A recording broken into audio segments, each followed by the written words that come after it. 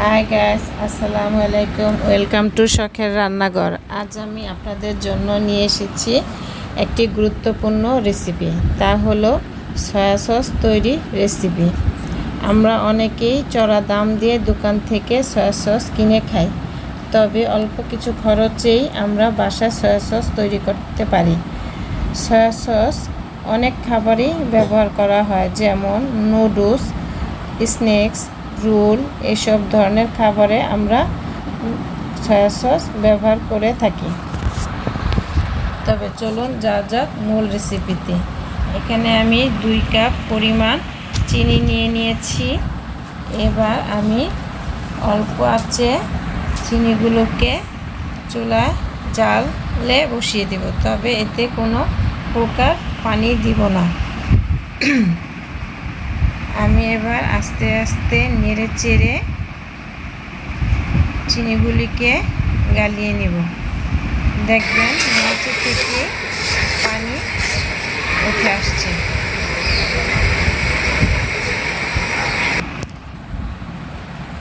দেখুন, এই যে চিনিগুলি গলতে শুরু করেছে, চিনি থেকে পানি ছাড়তে শুরু হয়েছে।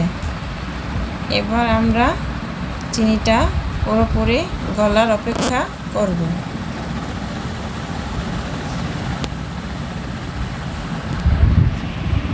চিনিগুলোকে ব্রাউন করে আমরা ভেজে নেব, তবে খেয়াল রাখতে হবে চিনিগুলো যাতে পুড়ে না যায়। চিনি থেকে ধোঁয়া উঠলে ওটা অন্যরকম কালার চলে আসবে,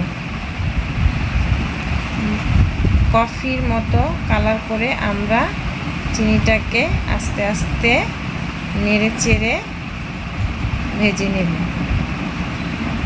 এই যে দেখুন, আমাদের কফির আকার হয়ে গেছে। এবার আমরা কিছুক্ষণ নেড়ে এর মধ্যে আমি 2 কাপ পানি দিয়ে দেব।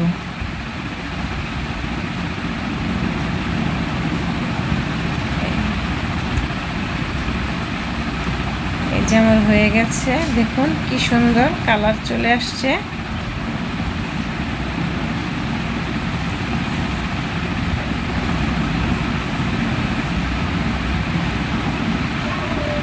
তবে আপনারা খেয়াল রাখবেন চিনি থেকে যেন কখনোই ধোঁয়া বের না হয়।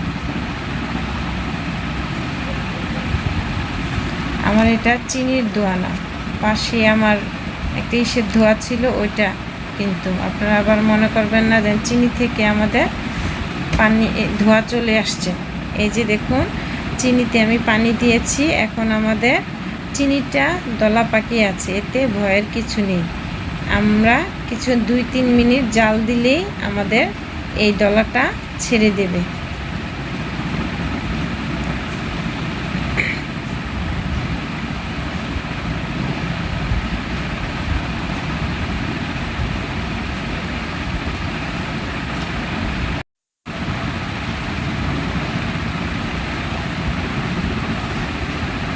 এই যে আমার পানি ফুটে এসেছে।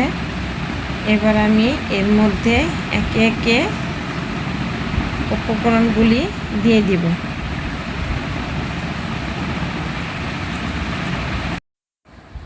2 চামচ ভিনেগার, 2 চামচ টেস্টিং সল্ট আর 2 চামচ পরিমাণ লবণ দিয়ে এবার আমরা 2-3 মিনিট ভালোভাবে নেড়ে চেড়ে জাল দিয়ে নেব।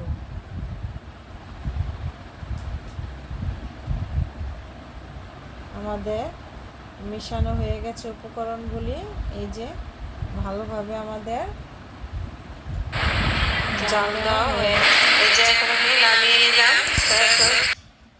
দেখুন কি সুন্দর গাঢ় হয়ে গেছে, গাঢ় আর ঘন হয়েছে। ঠান্ডা হলে আমাদের সয়া সস আরও ঘন হয়ে যাবে। এখন আপনাদের যদি আমার রেসিপিটি ভালো লাগে তবে একটি লাইক এবং সাবস্ক্রাইব করে দেবেন, যাতে আমি কোনো ভিডিও আপলোড করলে সবার আগে নোটিফিকেশনটি আপনাদের কাছে পৌঁছে যায়। তবে আজ এ পর্যন্তই, আবার দেখা হবে নতুন কোনো